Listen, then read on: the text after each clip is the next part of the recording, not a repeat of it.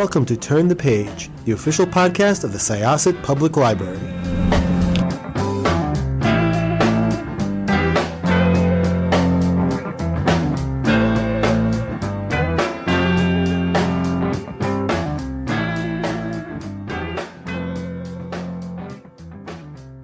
Hello, everybody. This is Evelyn Hershkowitz, Reader Services Librarian at the Syosset Public Library's podcast, Turn the Page. And today we have with us Kerri Maher. Her newest book is called All You Have to Do Is Call. I loved it. It's so informative. Every woman should read it, and every man should read it too, actually, not just women. Kerri is a USA Today bestselling author of The Paris Bookseller, The Girl in White Gloves, The Kennedy Debutante, and under the name Kerri Majors, This Is Not a Writing Manual, Notes for the Young Writer in the Real World. She holds an MFA from Columbia University and lives with her daughter and dog in a leafy suburb west of Boston, Massachusetts. So, Kerri, thank you so much for being with us here today. Oh, gosh. Thanks for that introduction, and thanks for having me. So I finished reading All You Have to Do Is Call. I love the cover. I mean, I know this is only audio, but everybody could look it up. It's so 70s. I love it too. It's really just a fantastic cover. I love the bold graphic font and the women. Yeah, they're very 70-ish. I really like it a lot. So why don't you tell everybody what this book is about? Okay, so this is a novel that is loosely based on the real life women of the Jane Collective, which was an underground women's health service in Chicago in the early 1970s. It's a departure from my first three historical novels in one important way, which is that it's not biographical. So even though the Jane Collective was a real group of women, my characters are entirely fictional, unlike, say, Sylvia Beach, who was the real life woman who opened Shakespeare and Company in the Paris Bookseller. And so the Jane Collective offered primarily safe, inexpensive abortions in Chicago in the early 1970s. They started as a referral service, and they ultimately took over the process to be an all-woman provider in the city. They also offered things like pap smears and birth control counseling and STD testing. So they were, in some ways, they were like a proto-Planned Parenthood. My three characters are Veronica, who is the founder of my fictional Jane, her very old longtime friend Patty, who does not know about Veronica's involvement with Jane, and is very different from Veronica in some important ways. And then the third point of view character is Margaret, who is a young professor at the University of Chicago who secretly starts getting involved with Jane. Yes, and they're all very interesting characters. Thank you. What made you write about this topic, and did you start this before they shot down Roe versus Wade? I mean, it's so relevant right now to what's going on. There's probably backdoor abortion clinics popping up now in certain states. Yeah, so this is one of the things about books that are bizarrely timely, is that they didn't start out that way. Right. No, I got the idea for this book I like to call them the before times, before many things, in 2018. This was even before my first historical novel, The Kennedy Debutante, had come out. It was about to come out. And I heard this amazing NPR news story. I was driving to meet a friend for a movie, listening to the radio, and they were talking about the women of the Jane Collective. And, they relayed a lot of the facts that I just explained, right? They started as this abortion referral service. They took over the process.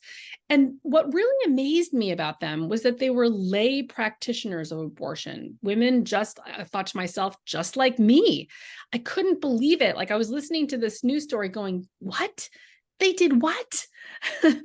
And as soon as I park the car, I fire up Amazon to see if anyone else has written a novel about them. And no one seemed to have written a novel about them yet. Right. And so I just knew in that moment that I had to do it. I just really wanted to write about them. And it was a journey from that moment to this one where the book is actually out. I got the green light to write it after I was finishing with my drafting The Paris Bookseller. And so I got the green light in late 2020. So I started really writing this book in late 2020, early 2021. So when Dobbs happened in the summer of 2022, I was in revision mode for this book. Mm-hmm. So you were into it before. Yeah. And right now, like I said, it's just so relevant. It's amazing. And I am fascinated by the fact that these women with no medical training, one, felt comfortable enough to do this, and two, actually did it. I mean, I can't even, like, I know. not my thing at all.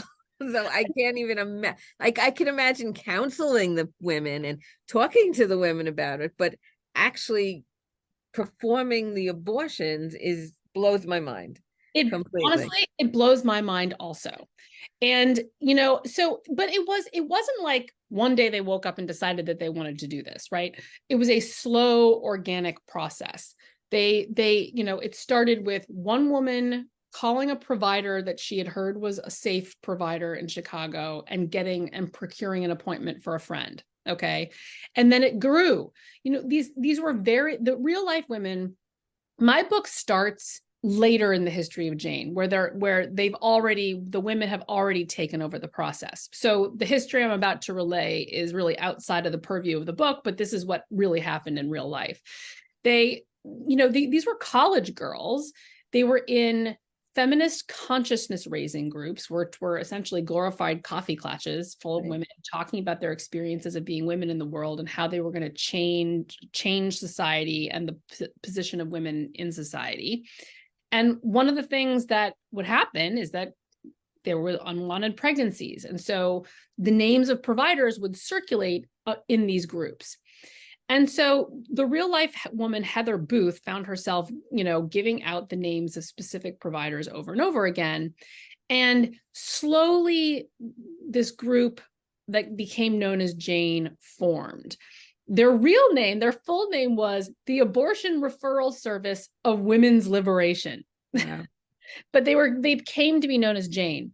And so the women who got involved with Jane, there were women who drove women from to the appointments. There were women who purchased supplies. There were people who got involved at all different kinds of levels of activism. And the inner circle slowly got more and more involved with the abortions, the DNCs themselves. They held the hands of the women who were getting the abortions, and there was some slow beginning of assisting this one provider who became kind of their primary provider, who really did an amazing job. And it turned out he was not a doctor, they discovered. And the light bulb sort of went on over their head. They were like, well, if he can do it, then so can we.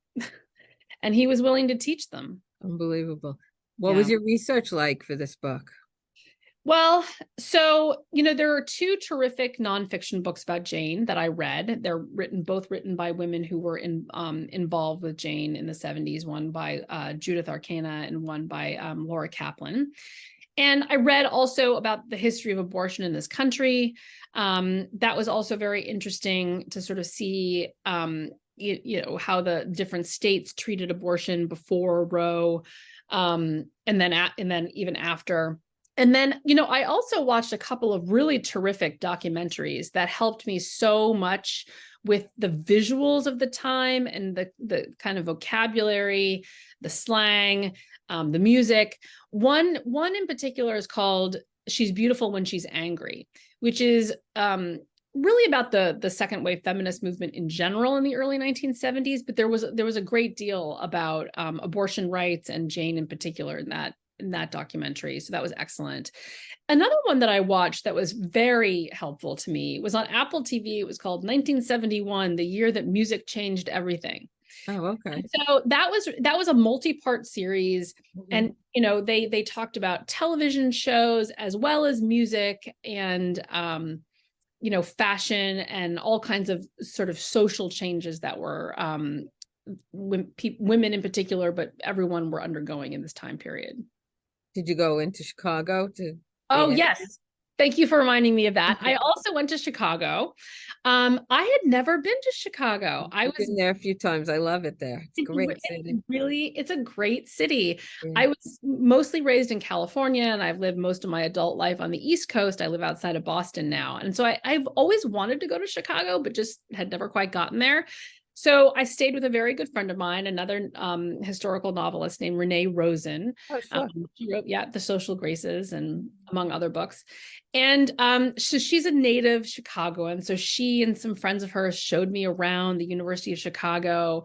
And that was really, that was a research trip to really just soak up the city and see what it felt like, see what it looked like. And actually, one of the things that I realized immediately was how enormous it is.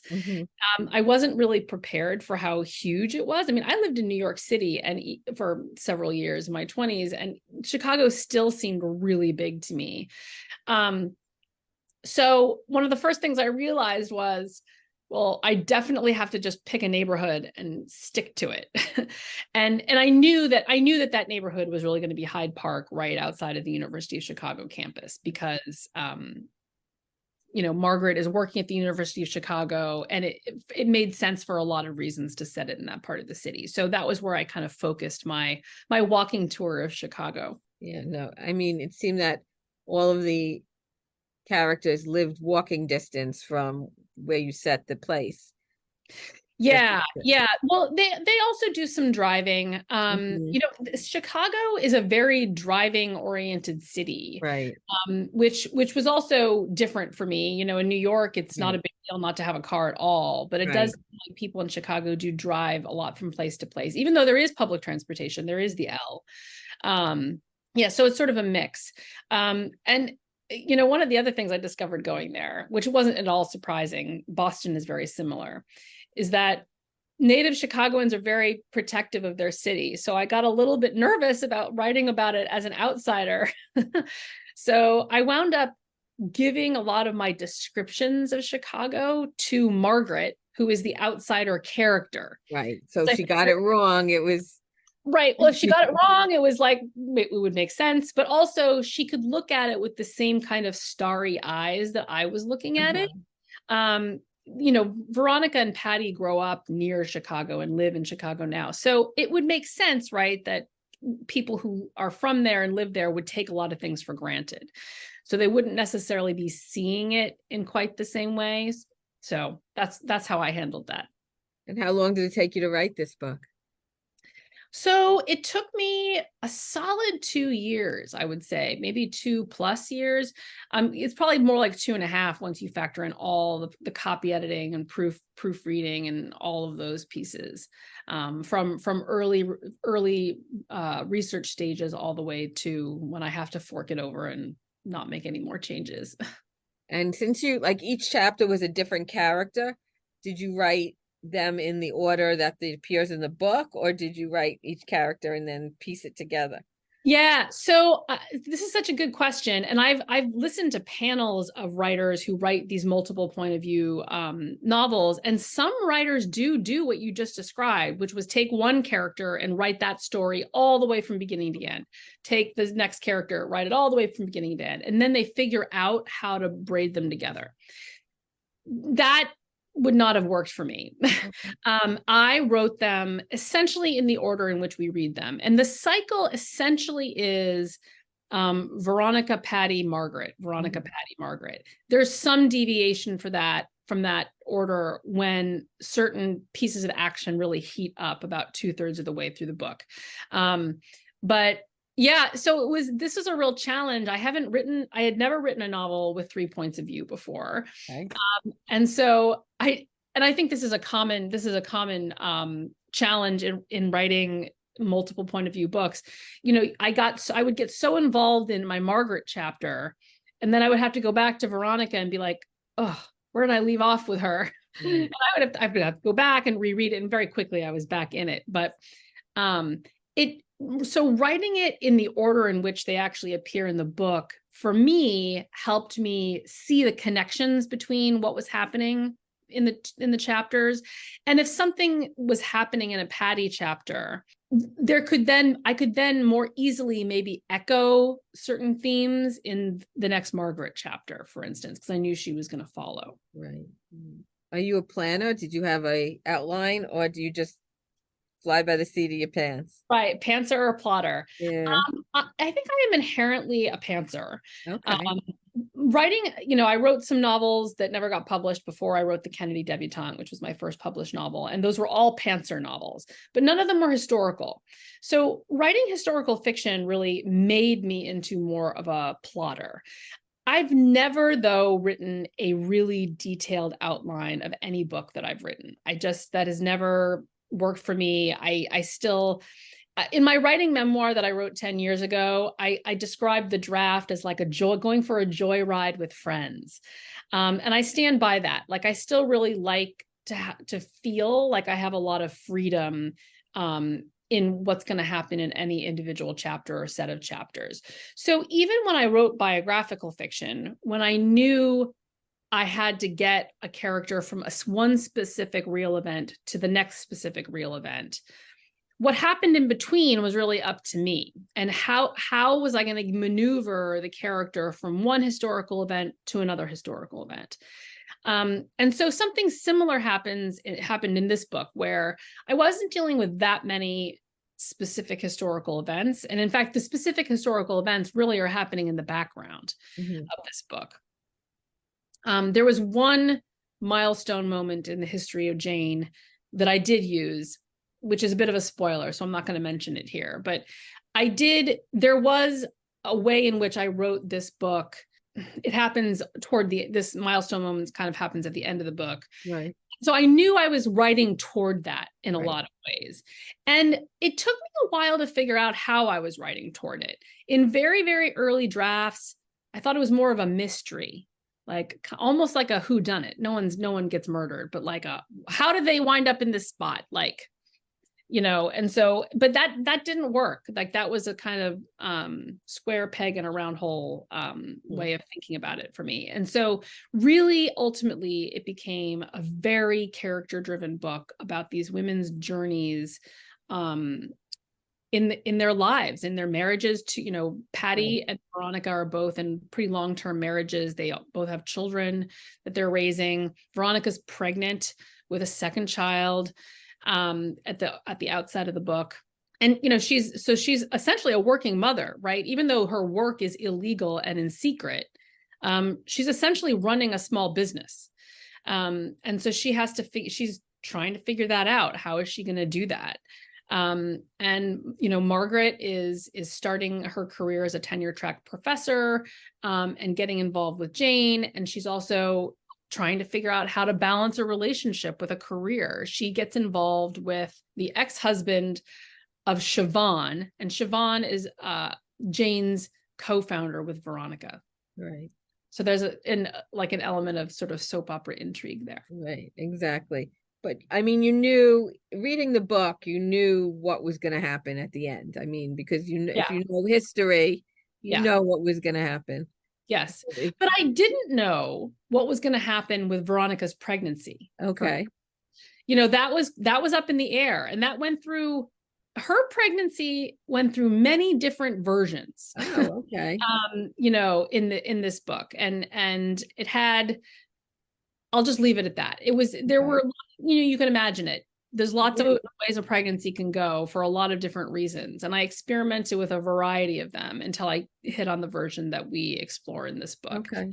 The same with her relationship with her husband, Doug, who is, I don't think this is a spoiler. I mean, he's essentially a supportive guy. I mean, he believes in what she's doing, and he's worried about his unborn child that they want. This is a child that they want, that they tried to have. And he's worried, and necessarily he's a man of his time. So, all of those questions about how to write that relationship and how to write that character, it took me some drafts to figure all that out. Not all the men are great. Not all the men are great. No, I said not all the men are great. Yeah, no, I agree. Okay. Sorry. Yes, not all the men are great. Right. They're not all great, which is true in this world that we live in. But your book got a lot of good quotes and everything other authors who said wonderful things about it. And Good Morning America said a powerful, thought-provoking novel, not only important and timely, but deeply humanizing. The Washington Post said it was remarkable. I don't know if you read do you read your reviews? I mean, I read the major reviews, so Okay. like Good Morning America and Kirkus and Yeah. those are such an honor to get it all. Right. And to have them be so enthusiastic was really really rewarding. The reviews I don't read are, the many Amazon and Goodreads reviews. Goodreads. Okay, well, just so you can know, kind on of stuck in Goodreads, you got a pretty good number going there. So Okay, well, fingers you could crossed it stays. take a look, because it's Okay. really pretty good. You don't have Okay. to worry anything about it. But you had a lot of good authors blurbing about it, which is always so nice. It is nice. And, it's really amazing when an author whose books you really likes your book. It's like the Mhm. highest compliment. Right. So you write historical fiction. What genres do you like to read? I do love historical fiction. And, I love it for the reason everyone loves it, which is that I get swept up in a great story at the same time that I'm going to get to learn something. Right. It's such a gentle, kind way of learning history, even when the history itself is ugly. It's just a nice way to learn. I also really love contemporary fiction. Mhm. I am a very slow reader. Oh, okay. I wish I could read more. In fact, most of the reading I do with my eyes is for work. It's either research for a book I'm writing or I'm blurbing. So a lot of the historical fiction I read is I'm blurbing it. Be on the lookout, by the way, everyone, especially if you like All You Have to Do Is Call, for Natasha Lester's next one, The Disappearance of Astrid Picard. Oh, I haven't heard of that yet. It's coming out, I think, it just came out in Australia. She's Australian. Oh, okay. Coming out here in January or February. And it's the story of a fashion designer, a woman fashion designer. Well, it's 3 generations, but it really follows the 1970s fashion scene. It's extremely feminist, gorgeously written. I couldn't put it down. Anyway, so that was a little plug. But I also listen to a lot of audiobooks. So do I. I love your book, by the way, was very good in audio. Right? I do both. I listen. I like to listen and read. I like to get both experiences. The audiobook was great. I just want to let all of our patrons know it's available on Libby in both ebook and audiobook. And it's an excellent audiobook. Yes, so Lauren Allman is the reader for this book, and I requested her because she did such an amazing job with The Paris Bookseller. So she read The Paris Bookseller, and she read this one, and she is just stupendously talented. I feel really lucky that I got her for this book too. So I listen to a lot of contemporary fiction on my Libro FM subscription. I also love a good memoir. I loved Crying in H Mart by Michelle Zauner. That was one of my favorite books of the last year or so. And she reads it herself. Not all memoirists read their own work, but Right. She read hers, and it was really terrific. I'm a huge fan of Stephen Rowley, who wrote The Guncle. And Right. Well, the Guncle was so great. Oh my God, what a fabulous book. The Yeah. editor by him was also very good. Did you read that? I haven't read that one. Well, I read parts of it. I haven't read it from beginning to end. He does his own audiobooks. Yeah, so I'm not sure he did the editor. He did the Guncle and the He did Cellar. the Guncle, and then a new one is coming out. Yeah, and then right, Guncle. another Guncle novel. Yeah, I can't wait. It looks so great. Talk about great covers. I mean, that cover was just the best. I know. He's really great. We all here enjoyed the Guncle. Yeah. We all thought it was a great book. Yeah. So, I try to read around. There's always writers that I haven't gotten to yet that I desperately want to, but I haven't quite gotten there. Right now on my Libro FM, it's Ann Patchett's Tom Lake. Very good. Which is being read by Meryl Streep. So really, how can you go wrong? It was excellent. I listened to it. It was absolutely excellent. How could she not do a fabulous job? I mean, right. It was fabulous. I really enjoyed that one also. So what are you working on now? You have another historical fiction book?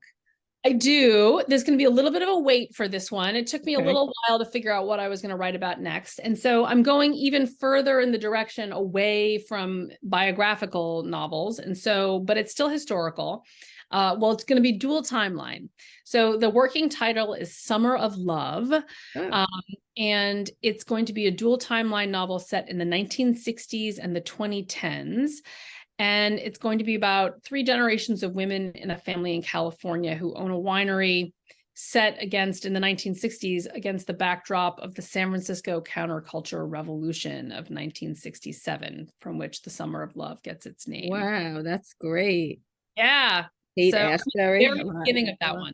A lot of Haight Ashbury, that area, and Exactly, the Haight Ashbury. And so okay. I grew up in California. So this is a very, and my parents are native Californians. So this is an era of history I feel like I grew up with. So I'm really excited to write about it. That sounds great. That really does. So when do you think that'll be out? I think we're probably looking at 2026 for that one. Oh my. I know. So, but we have lots of things. We have the paperback of the pair of All You Have to Do Is Call will be out, in about a year. Mhm. And I have a backlist, Kennedy debutante. And, I think this is my 4th historical novel. So Right.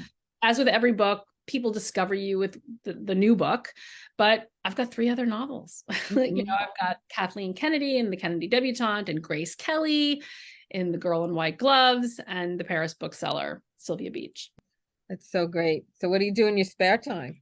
Well, this is not my spare time. My other work is that I teach creative writing. Oh, you do? Okay. Yeah, I teach at Emerson College here. Very nice.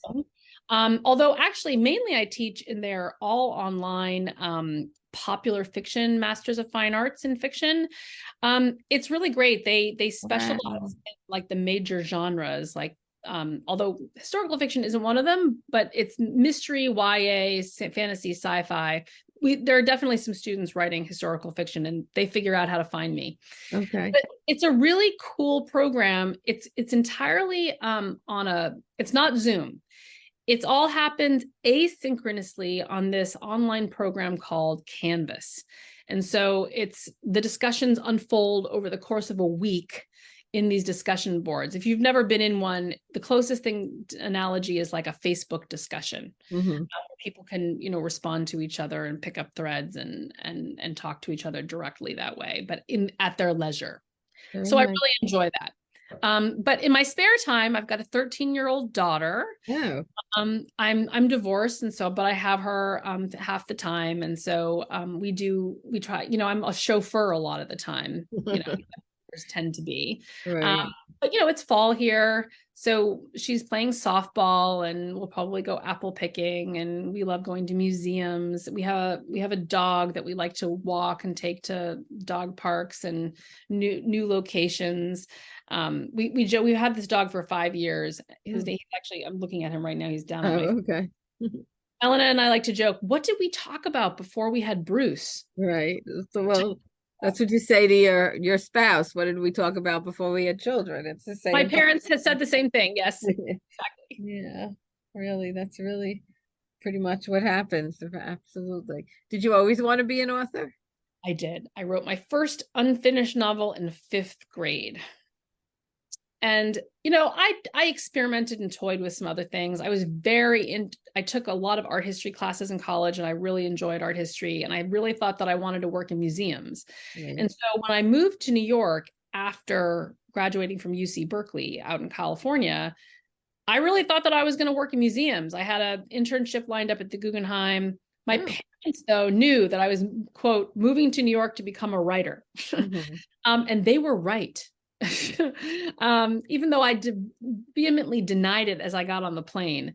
I did my internship, and it was very interesting, but I realized the world of museums was not really for me. And so at the end of that summer, I wound up getting a job at a little independent bookstore and nannying. I did each one part-time while I wrote my first novel. And that was the first, right out of college. That was when I finished my first novel, writing it. And that novel didn't get published, but it did get me into graduate school. It got me into the Columbia Masters of Fine Arts program. And I was, there, it took me a long time to publish a novel, but not a single word that I wrote in between those years was wasted. Everything, every book that I wrote and revised was teaching me something. Very nice. So we thank you so much for being with us here today. I want everybody to know that the book is available in our library. And like I said, it's available on Libby, and I highly recommend it. I really enjoyed it. I thought it was a great story, and a story that we all need to know about, especially in Thank you these so times. much. Yes. So I'm going to close the chapter of Turn the Page with our author, Kerri Maher. And we look forward to all your other books that you'll be writing, and also your backlist that we really should all dive into and read. Thank you so much for having me. It was a pleasure talking to you. Thank you too, Kerri. Thank you so much. Bye-bye. Bye. It's time to close this chapter of Turn the Page. Join us for the next episode.